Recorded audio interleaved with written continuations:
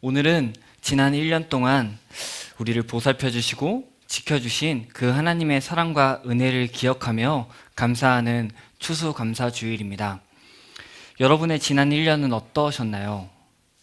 감사할 일이 많으셨나요?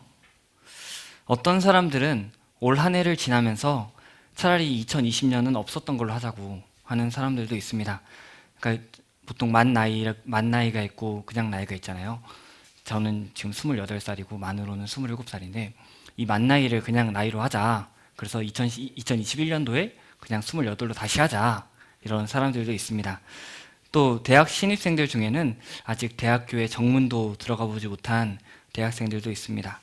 지난 1월 말부터 오늘까지 코로나로 인하여서 우리가 보기에, 우리의 눈에 보기에 감사할 일들이 사라지고 불평과 불만과 어려운 일만이 가득한 것이 우리의 인생이 되었습니다.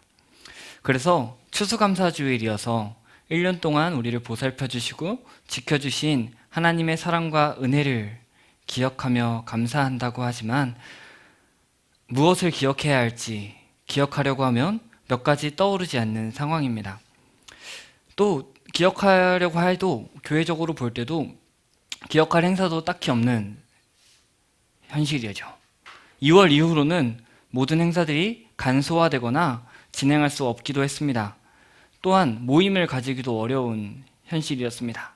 그나마 있는 사진들을 보면 다들 이렇게 마스크를 쓰고 계셔서 나중에 보면은 이분이 누구셨더라 라고 하실 만한 사진들밖에 없습니다. 올 한 해를 돌아보면서 감사할 것을 떠올리기란 참 쉽지 않은 것 같습니다. 그럼에도 불구하고 우리 하나님은 어떤 분이십니까? 감사할 수밖에 없는 하나님이십니다. 하나님께 오로지 드릴 것은 불평과 불만이 아니라 감사인 줄 믿습니다. 하나님께 감사할 수밖에 없습니다. 시편에 담겨있는 구약 성경의 시편에 담겨있는 찬송의 시들을 보면 시편 기자들은 이렇게 기도하고 찬송합니다. 여호와께 감사하라. 왜냐하면 그의 인자하심과 선하심이 영원하시기 때문이다 라고 말합니다. 이 시편 기자들의 찬양의 제목의 핵심은 하나님의 선하심과 하나님의 인자하심이었습니다. 그저 하나님께서 선하시고 인자하시다는 사실 때문에, 그 선하시고 인자한 하나님께서 우리를 창조하시고 다스리신다는 그 사실 때문에, 먹이시고 보호하신다는 사실 때문에 찬송할 수밖에 없는 것입니다. 시편의 감사의 시들은 또 이렇게 기록합니다. 내가 이전에는 고통 가운데 있었다. 그때 내가 부르짖었더니 하나님께서 들으셨다. 그리고 나를 건지셨다. 그러니 우리 함께 하나님을 찬송하자라고 말하고 있습니다. 이전에 고통 중에 있었을 때에 부르짖었더니 하나님이 들으시고 구원하셨다고 말하며 찬송으로, 감사의 삶으로 우리를 초청합니다. 그리고 여호와께 감사하라. 그는 선하시고 그의 인자하심은 영원하시도다 라고 말하는 것이죠.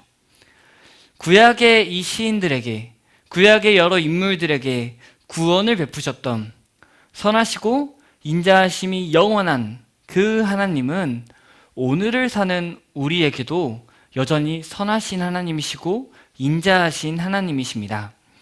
출애굽기 34장 6절 말씀을 보니까 하나님께서 자신을 이렇게 소개하십니다. 여호와라 여호와라, 자비롭고 은혜롭고 노하기를 더디하고 인자와 진실이 많은 하나님이라 라고 말씀하십니다. 당신의 백성 앞에서 나는 자비롭고 은혜롭고 노하기를 더디하고 인자와 진실이 많은 하나님이다 라고 가르치신 하나님은 구약의 시편 기자들의 삶에 선하심과 인자하심으로 역사하실 뿐 아니라 오늘을 사는 우리에게도, 코로나19 시대를 사는 우리에게도 여전히 선함과 인자하심으로 일하시는 하나님이신 줄 믿습니다. 그렇기 때문에 우리가 보기에 아무 내용이 없는 불평과 불만으로 가득한 한숨만 땅이 꺼지라시는 한 해라고 할지라도 우리 하나님 편에서는 결코 그렇지 않다는 것입니다. 마땅히 감사할 내용으로 가득한 우리의 1년이고 우리의 삶인 줄 믿습니다. 오늘 우리는 하나의 이야기를 살펴보려고 합니다. 바로 삼갈이라고 하는 사람을 사용하셔서 이스라엘을 구원하시는 하나님의 이야기입니다. 우리 하나님께서 이 삼가를 통하여 무슨 일을 행하셨는지, 또 어떻게 그 일들을 행하셨는지를 살펴보면서 오늘 우리의 삶에 하나님께서 어떤 일을 행하시며 선하심과 인자하심을 바라시는지, 우리가 왜 하나님께 감사할 수밖에 없는지 함께 생각해 보겠습니다. 먼저 삼갈이 등장하기 전의 이야기를 살펴보겠습니다. 이 사사기 전체의 이야기를 생각해 봅니다. 사사기는 여러분들도 잘 아시다시피 패턴이 있습니다. 일정한 순환 구조가 있습니다. 먼저 이스라엘 백성들이 죄를 짓죠. 죄를 지으면은 하나님께서 대적들을 보내십니다. 그래서 이스라엘 백성들을 압제하게 하십니다. 그러면 이스라엘 백성들이 고통 속에 있겠죠. 그때 고통 속에서 하나님을 찾아요. 그럼 우리 하나님께서 들으시겠죠. 하나님께서 들으시고 그들을 구원하십니다. 구원하시는데 사사들을 보내셔서 구원하십니다. 그러면 그 땅에는 평화가 찾아옵니다. 평화가 찾아온 지 한 몇 년 지나고 몇십 년이 지나면 이스라엘 백성들이 그것을 다시 까먹고 또다시 죄를 짓습니다. 그러면 또 하나님께서 이방 민족을 보내셔서 압제하시고, 압제하면서 고통당하니까 하나님 살려주세요 하니까 하나님께서 딱 살려주시고, 평안하다, 다시 죄를 지어야 되겠구나 하고 또 죄를 짓죠. 그럼 또 압제당해요. 하나님 살려주세요. 평안, 우상숭배, 하나님 평안, 이렇게 되는 겁니다. 이러한 패턴이 계속 돌고 돌면서, 돌고 도는데 문제는 점점 더 악해진다는 것입니다. 점점 더 타락 가운데 가는 그러한 구조가 바로 사사기에 있습니다. 삼갈은 이러한 이야기 속에 들어간 기록된 등장하는 사사입니다. 삼갈 이전에 기록된 사사는 에훗입니다. 에훗이 어떤 사람이었을까요? 에훗은요, 오른손잡이의 아들이라고 번역할 수 있는 베냐민 지파에서 나온 왼손잡이 사사입니다. 이 에훗은요, 에글론 왕을 죽이고 모압 사람들의 손에서 이스라엘을 구원했습니다. 하나님께서 그냥 보통 사람들이 생각할 수 없는 그러한 방식으로 사사를 일으키시고 당신의 구원을 일으키심을 우리는 볼 수 있습니다. 그 결과 그 땅에 80년 동안 평화가 있었습니다. 그 이후에 기록되어 있지는 않지만 아마 죄를 지었을 것입니다. 죄를 지었기 때문에 블레셋 사람들이 그를 괴롭힌 것이죠. 그때 삼갈이 사사로 부름받았습니다. 근데 이 삼갈의 이야기는 그렇게 길지 않습니다. 이 많고 많은 구절 중에 한 구절이 있습니다. 사사기 21장 중에 사사들이 등장하는 한 16장 되는 그 장들 중에 한 장도 아니고 한 절 기록되어 있습니다. 이렇게 말합니다. 에훗 후에는 아낫의 아들 삼갈이 있어 소 모는 막대기로 블레셋 사람 600명을 죽였고 그도 이스라엘을 구원하였더라.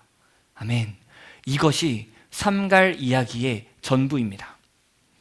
에훗 이후에 아낫의 아들 삼갈이 있었는데 그가 소 모는 막대기로 블레셋 사람 600명을 죽였고 그도 이스라엘을 구원했다는 사실을 전달합니다.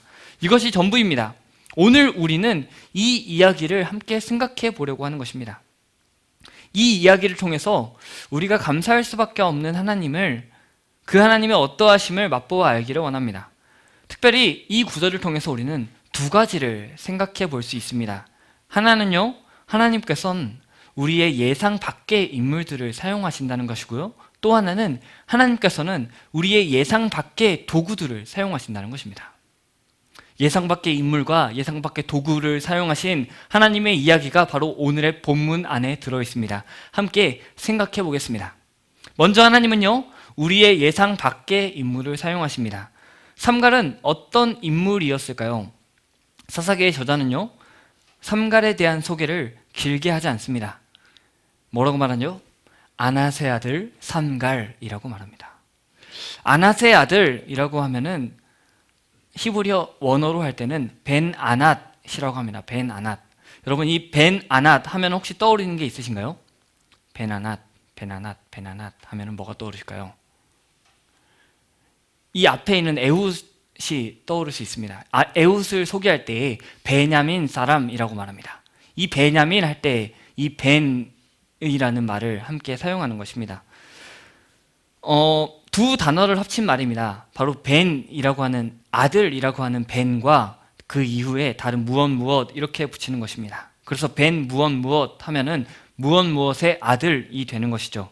그래서 베냐민 했죠. 에훗이 베냐민 사람이었습니다. 그때 그 베냐민은 벤야민 해서 오른손잡이의 자손, 오른손잡이의 아들이라고 볼 수 있습니다. 즉 삼갈은 벤아낫이라고 말합니다. 아낫의 아들이죠. 이것이 소개의 전부입니다. 그래서 삼갈을 더 자세히 알 수는 없지만 여러 학자들의 도움을 받아볼 때에, 이 구약 성경을 더 깊이 연구한 학자들의 도움을 받아볼 때에 조금 더 이해할 수 있습니다. 바로 여러 학자들의 말에 따르면 삼갈은 이방인이라고 말합니다.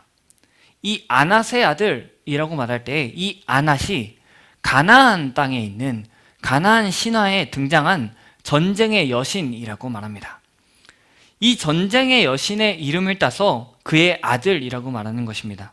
결론적으로 이 이름을 보아 학자들이 추정하기로 삼갈은 전쟁의 여신인 아낫을 섬기던 이방인 출신이라고 볼 수 있습니다.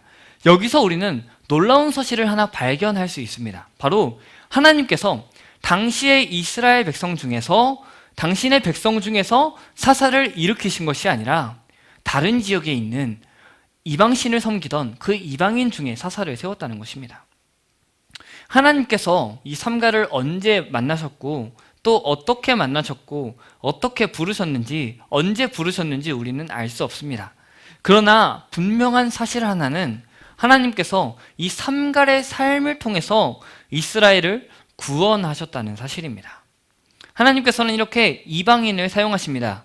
즉 하나님께서는 우리가 전혀 예상하지 못한 인물도 사용하십니다.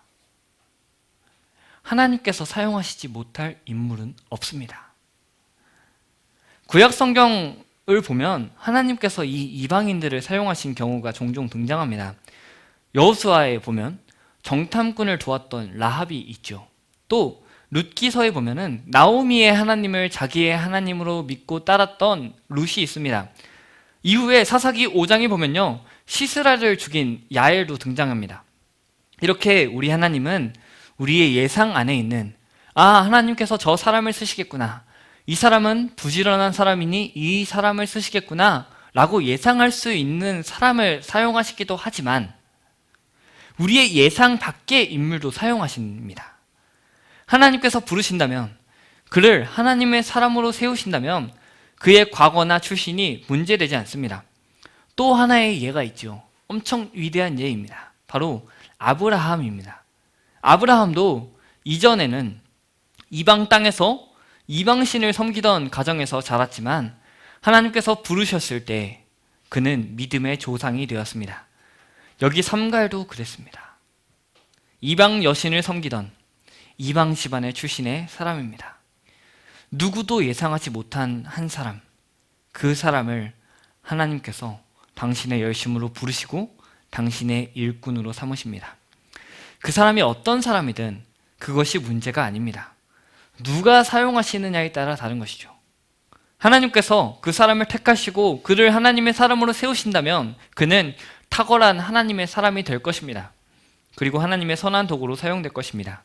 또한 하나님은 우리의 예상 밖의 도구를 사용하십니다. 본문을 보면 이 삼갈이 이방인이었다는 것뿐만 아니라 또 하나의 놀라운 사실이 있습니다. 바로 소 모는 막대기로 블레셋 사람 600명을 죽였습니다. 삼갈이 블레셋 사람 600명을 죽였는데 그 무기가 칼이나 창이 아니었습니다. 그저 소 모는 막대기입니다. 당시의 자료를 보면 이 소 모는 막대기는 둘레가 한 1.5cm 정도 되고요, 길이가 2.4m 정도 된다고 합니다. 한 제 키보다 살짝 더 크죠? 네, 여러분들 졸리실까봐 네, 제 키보다 살짝 크지 않고 많이 크죠? 네, 2.4m 정도 된다고 합니다. 이 그 끝에는요, 소들을 자극할 수 있게 쇠코챙이를 좀 단 거죠. 그래서 움직일 수 있게, 소를 몰 수 있게끔 막대기를 만들었다고 합니다. 이런 막대기로 블레셋 사람 600명을 죽였다고 말합니다. 블레셋 사람들의 무기는 무엇이었을까요? 당시에는 블레셋은요, 이미 철기 문명이 발달한 곳이었습니다. 그래서 그곳에는 창이 있었고, 둥근 방패가 있었고, 길고 넓은 칼이 있었고, 단검으로 무장한 군대였습니다. 그러니까 무기 자체가 다른 것이죠. 그러한 군대를 상대로 600명을 죽인 것입니다. 삼갈의 소모는 막대기와 블레셋 사람의 무기를 비교하면 무엇이 더 월등할까요? 우리의 상식으로 생각해보면 블레셋 사람 무기에 삼갈의 소모는 막대기는 비교할 수도 없습니다. 비교 대상이 아니죠. 블레셋 사람의 무기가 훨씬 월등합니다. 그러나 하나님께서는요, 우리의 시각에 약하고 의미 없고 쓸모없는 그 도구를 사용하셨습니다. 마치 모세의 지팡이가 홍해를 갈랐고, 다윗의 물맷돌이 골리앗을 쓰러뜨렸고, 어린 아이의 주머니에 있던 작은 떡 5개와 물고기 2마리가 5,000명을 먹였듯 삼갈의 소모는 막대기가 하나님께서 사용하시는 도구였습니다. 그래서 그 막대기는 의미가 있었습니다. 그저 우리의 시각에서 볼 때는 소모는 막대기는 아무 의미가 없었지만 하나님께서 그것을 사용하셨을 때 그것은 의미 있는 도구가 되었습니다. 내가 그냥 가지고 있으면 이건 쓴 사람을 칠 수 없고 너무 길어서 잘 제어도 안 되는 것이지만, 군대와 싸우려고 하면 금방 잘라지는 것이지만, 금방 져버리지만, 소를 그냥 이리저리 가게 하는 막대기에 불과하지만 하나님께서 그것을 사용했기 때문에 이것은 굉장한 무기가 되었습니다.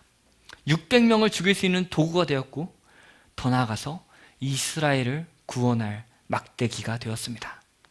우리는 지금까지 삼갈의 이야기를 살펴보았습니다.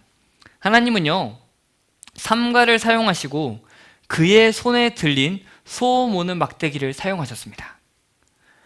삼갈과 그 막대기는 보통 사람들이 생각하기에 구원자이거나 혹은 구원의 도구로 생각할 수 없는 사람이고 도구죠.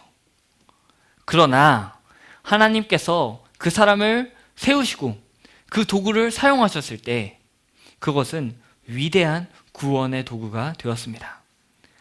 삼갈의 삶이 이전에는 이방신을 섬기던 사람이었고, 그의 손에 들린 막대기가 그저 소모는 막대기였음에도 불구하고 하나님께서 그를 부르셨고 이스라엘의 구원자로 세우셨고 그의 삶을 사용하셨고, 그를 사사로 부르셨을 때 그는 이스라엘을 구원할 자가 되었습니다.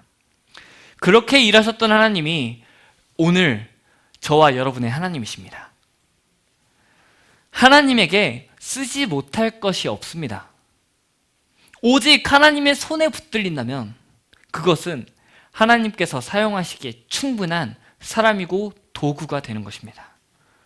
삼갈이 이전에는 어떤 사람이었는지, 삼갈의 소모는 막대기가 이전에는 어떤 용도였는지 그것은 중요하지 않았습니다. 삼갈이 하나님의 손에 붙들리고 삼갈의 소모는 막대기가 하나님의 막대기가 되었을 때에 하나님은 삼갈과 그 막대기로 이스라엘 백성을 구원하셨습니다. 이게 적절한 예인지는 모르겠지만 해병대를 보면요, 해병대 이제 앞에 들어갈 때 뭐가 막 써 있더라고요. 그리고 해병대를 들어가면은 정말 나라를 지킬 사람으로 만들어낼 수 있다고 호언장담을 하더라고요. 그래서 보시면 우리 민기와 강건이가 군대에 가기 전에는 과연 얘네에게 우리가 나라를 맡길 수 있을 것인가? 야, 얘네가 우리 나라를 막을 수 있을까? 얘네가 귀신 잡는 해병대라는데 귀신한테 끌려가지는 않을까? 이렇게 정말 우리가 보기에는 얘네가 과연 했지만 지금 해병대에 들어가서 4주 지났죠.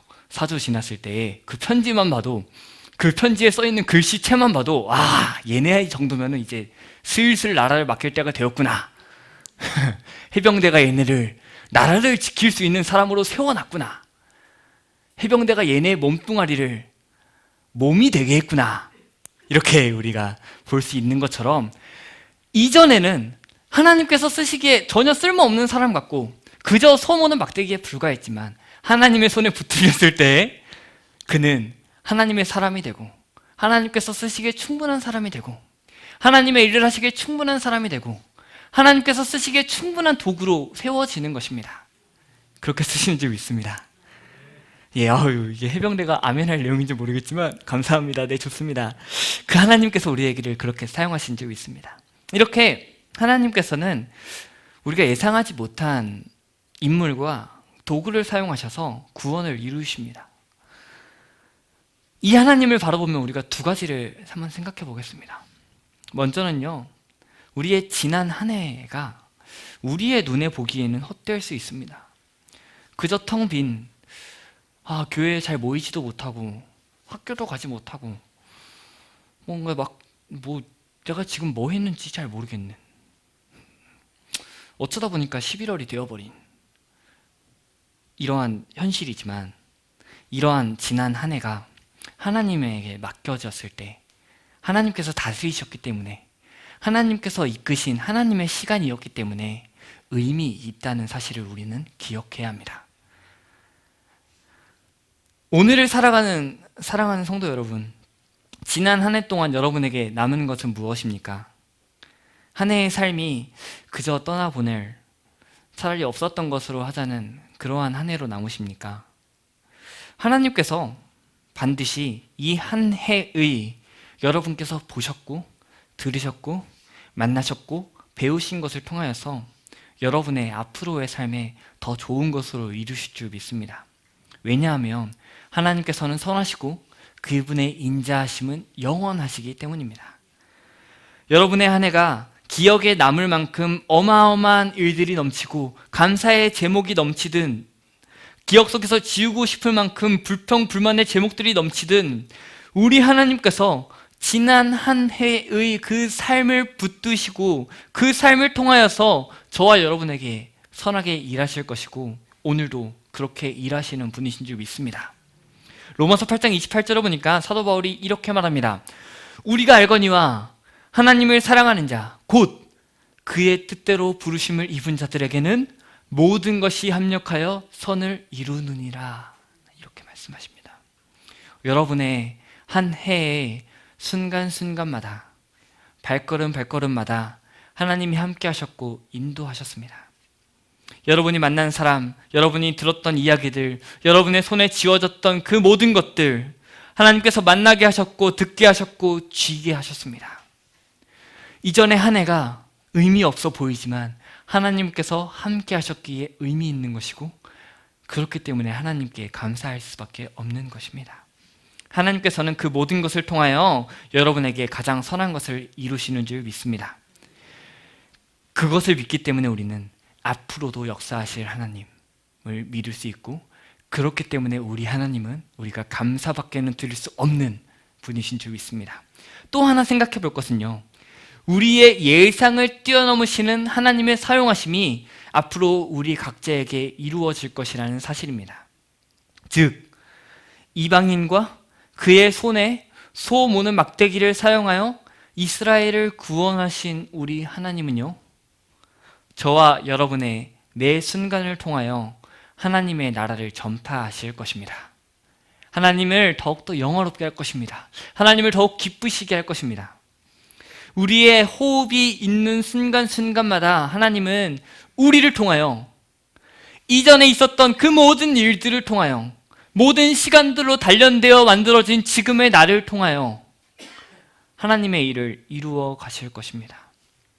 이전에 하나님의 사람으로 세우셨고 또 복 주셨던 하나님께서 앞으로의 삶에서도 하나님의 사람으로 세우시고 하나님께서 우리에게 복을 더하실 줄 믿습니다. 그래서 사도 바울의 명령대로, 하나님의 뜻대로 모든 일에 감사할 수 있습니다. 그것이 하나님의 부르심이고 하나님께서 다스리시는 삶이기 때문이죠. 시편 23편 6절에서 이렇게 고백합니다. 내 평생에 선하심과 인자하심이 반드시 나를 따르니 내가 여호와의 집에 영원히 살리로다. 아멘. 이전에 나를 따랐던 하나님의 선하심과 인자하심이 지금도 이 자리 가운데 있게 하시고, 앞으로의 삶의 삶도 따를 것입니다. 그렇기 때문에 우리는 감사할 수 있고 감사하기 때문에 하나님께 순종할 수 있습니다. 감사의 제목이 되는 영원한 하나님의 선하심과 인자하심이 지난 한 해 동안 우리의 뒤에서 우리를 밀어주시고 우리 옆에서 함께 가시고 우리 앞에서 갈 길을 가르치셨던 그 하나님의 선하심과 인자하심이 오늘도 앞으로의 한 해도 우리의 평생에 우리를 따를 것이기 때문에 우리 하나님께 감사밖에는 올릴 게 없습니다. 그리고 감사하기 때문에 우리에게 주어진, 우리의 손에 쥐어진, 우리의 마음 가운데 있는, 우리 안에 있는 모든 것을 사용하여 하나님을 영원롭게 하는 것이고 하나님을 기쁘시게 하는 것입니다. 하나님께서 우리의 감사의 이유이시고 감사의 삶을 살게 하십니다. 아무도 예상하지 못한 삼갈과 그의 막대기를 사용하신 하나님이 저와 여러분의 지난 한 해를 사용하시어 저와 여러분을 더 아름답고 성숙하게 만드시는 줄 믿습니다. 또한 앞으로의 저와 여러분의 삶을 통하여서 그렇게 하심으로 저와 여러분이 모인 이 교회를 그리스도의 장성한 분량에 이르기까지 자라게 하시는 줄 믿습니다. 이 사실을 믿음으로 우리의 삶을 인도하시는 영원히 선하심과 인자하심을 가지신 그 하나님을 영원히 신뢰하며 우리를 사용하시는 하나님께 감사하며 나의 가진 것들을 통하여 하나님을 기쁘시게 하는 삶을 살아내는 저와 여러분이 되시기를 소망합니다. 그러한 우리를 바라보시며 우리를 사용하시며 하나님께서 기뻐하실 것이고 우리의 삶 가운데에 영원한 행복이 더할 줄 믿습니다. 우리 함께 기도하시겠습니다.